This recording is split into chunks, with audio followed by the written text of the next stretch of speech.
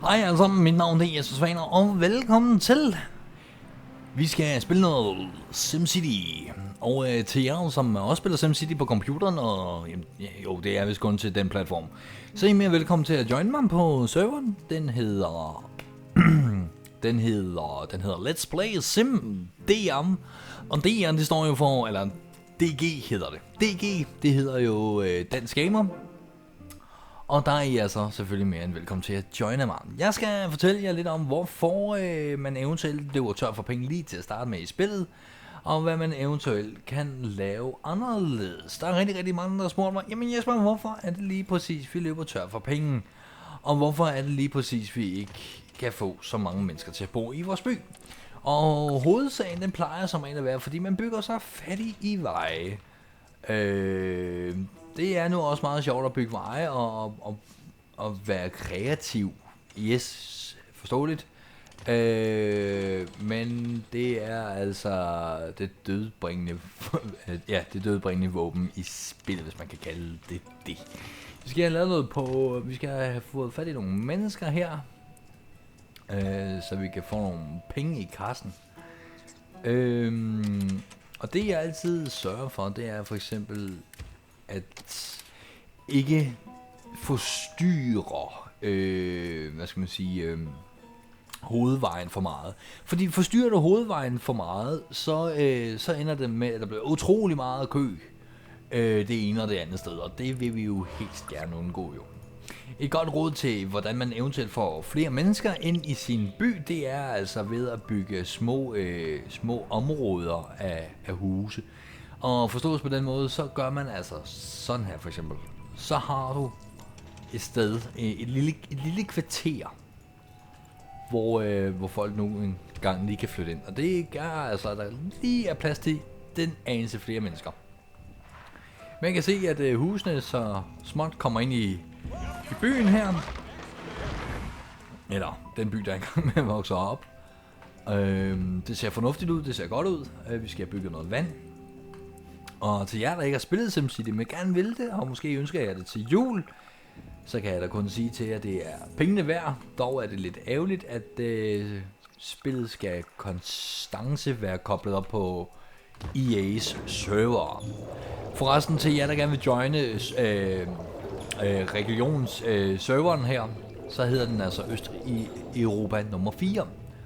Og igen så hedder den Let's Play Sim DG. Og lige nu der har vi faktisk ikke økonomiske vanskeligheder, vi har faktisk økonomiske fordele, hvis man kan sige det sådan.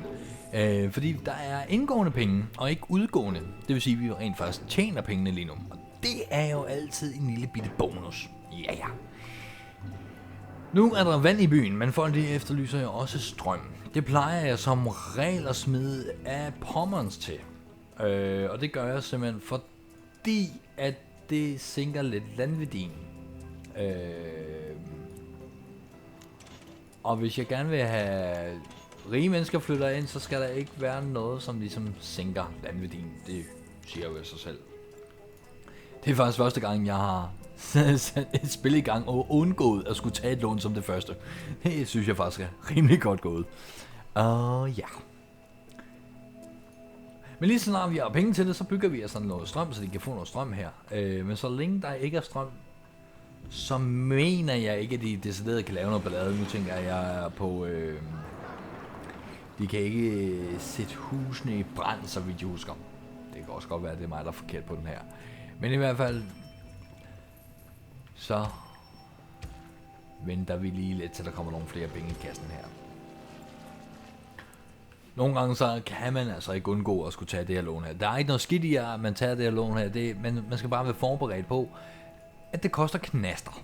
Hvis jeg skulle tage det her lån her, så skulle jeg betale 173 kroner per time, og samlet pris, det vil blive 27.880 kroner. Det vil sige, at jeg betaler lige godt 2.880 kroner oven i hatten for at tage lånet her. Men det gør jeg nu engang, fordi så kan vi få det til at gå bare en anelse stærkere. Videoerne her, de bliver altså kun et kvarter ad gangen. Og der kommer nogle flere episoder op, indtil jeg overhovedet ikke kan bygge mere på banen her.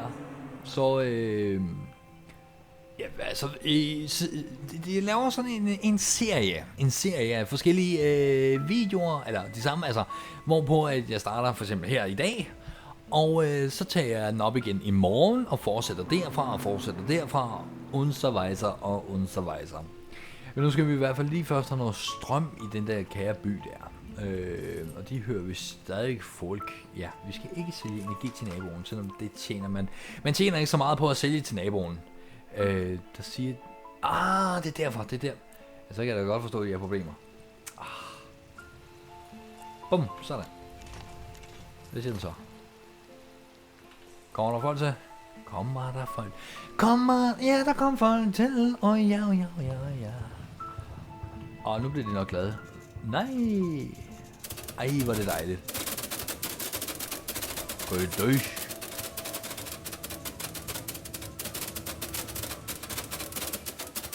Så blev der tændt fra byen der. Vi har cirka 8,8 megawatts i overskud, og det er jo sådan set okay. Vi skal have bygget os et lille rådhus. Det plejer jeg som regel at bygge centralt i mappet, fordi at hvis rådhuset skal opgradere eller noget andet, så som I kan se her, så giver det altså rigtig mange gode smiley'er, og det kan altså også resultere i, at folk de opgraderer deres huse. Ja. Nej, vi skal lige have givet det et navn. Hvis I har et forslag til et navn til en anden region, jeg starter måske på et andet tidspunkt, så skal I være mere end velkommen. I kan følge alle de her serier her, jeg går i gang med at lave nu, på danskgamer.dk's YouTube-kanal. Den vil altså, I vil kunne finde YouTube-kanalen via Dansk Gamers Facebook-side, eller på vores hjemmeside, der er den knap, der hedder YouTube. Trykker I på den, så ryger I direkte ind på vores YouTube. Men hvad skal vi kalde den her? Vi skal kalde den... Overall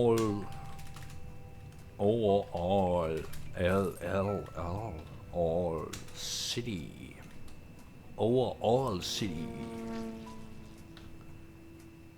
Ja, Overall City. Vi skulle have bygget nogle flere meget, for vi skal have nogle flere mennesker i den her by her. Det var en forkert vej nu. Nej. For satan da.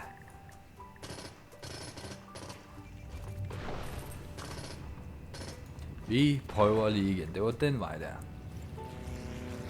Ja tak. Ja tak.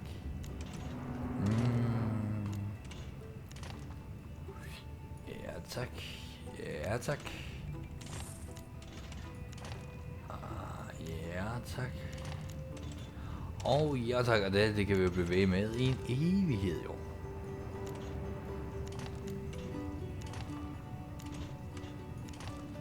Man skal også tænke på, jo flere veje, men forholdsvis bygger inden her, hvor der er tæt bebygget, jo mere vil trafikken faktisk løsne sig op. Fordi så tager folk måske lige den anden vej, eller den tredje vej, eller den fjerde vej, eller den femte vej, eller den sjette vej, og så videre. Og derved så opløser det ligesom, hvad skal man sige, trafikken i sidste ende.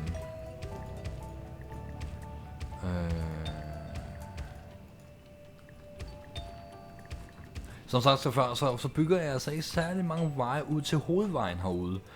Og igen, det gør jeg altså for at undgå for meget trafikprop derude.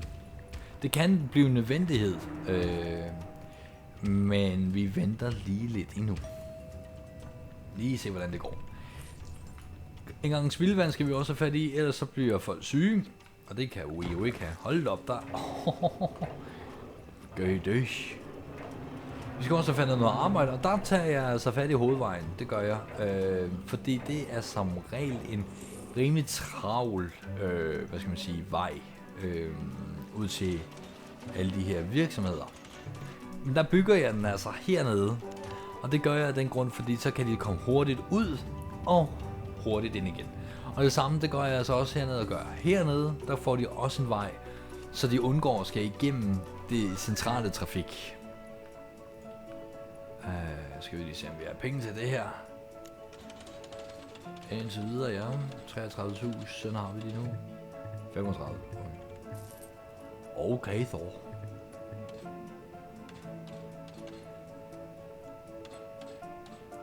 Det er vist det, man kan kalde en cityring. Nå. Nå, nu skal vi lige vente på, at der kommer nogle flere penge herind, så vi kan bygge noget fabrikker. Jeg tænker lidt, at fabrikkerne, vi kunne udtale det ordentligt her, de skal ligge... Hvor skal de ligge? De skal nok ligge over det her hjørne her. Sådan godt placeret. Eller måske bare decideret i toppen herop. Fordi så kan vi nemlig bygge alt by. Huse, undrejser herinde i centrum. Ligesom lave en rigtig centrumring. Ja. Men i hvert fald, så har vi godt og vel 4 minutter endnu. Og det kan man jo nå meget på.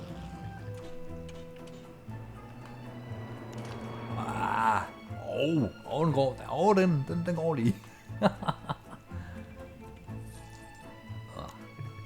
Hvad siger obligationslånet? Det siger en 23.000 tilbage.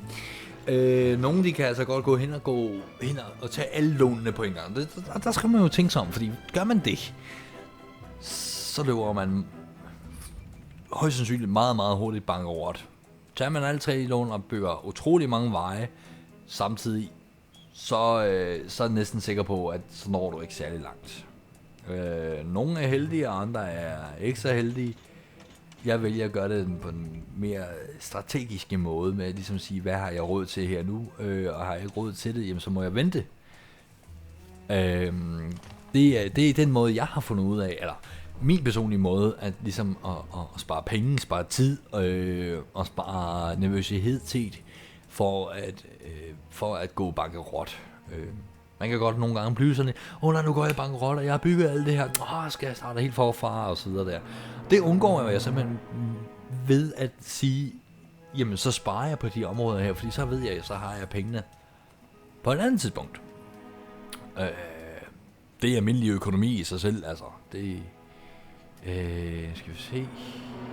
Indtil videre har vi 3.161 indbyggere. Og det vokser jo forholdsvis ikke lige pt, fordi der ikke er noget arbejde at få fat i. Det falder faktisk. Det er jo ikke så godt. Så det der faktisk er tanken, det er, at vi skal bare have skrabet så delen duen med mange penge ind som overhovedet muligt. Og lige nu har vi 9.000 kroner, så vi lige ved at kan begynde at lave virksomheder.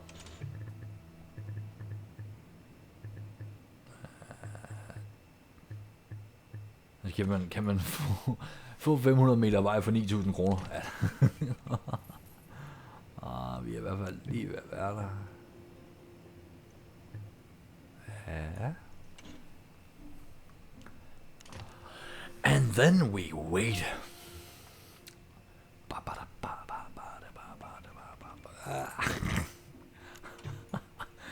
Ja, vi nærmer os. Vi nærmer os, folkens.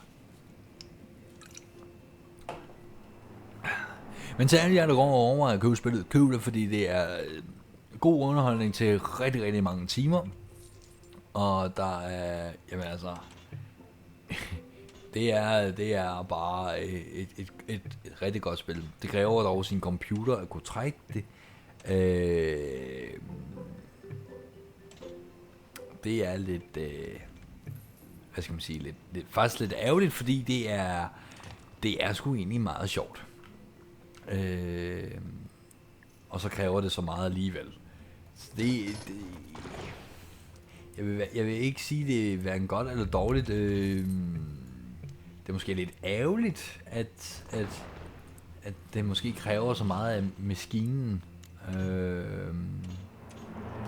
Fordi igen, det er altså hammer sjovt. Den koblet op, da det gjorde den.